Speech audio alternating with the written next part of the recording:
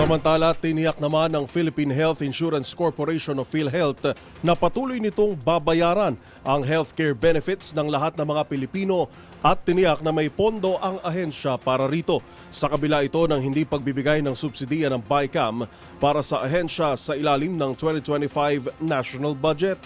Paliwanag ni PhilHealth President at CEO Emmanuel Ledesma, gagawin ng tanggapan ang kanilang responsibilidad kahit pa hindi ito paglaanan ng subsidiya.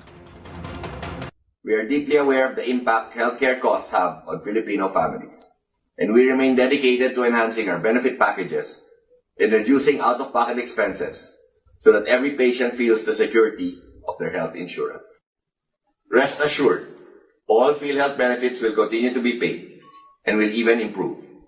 PhilHealth stands with every Filipino in our shared goal of achieving universal health coverage and a healthcare system that you can always trust and rely on.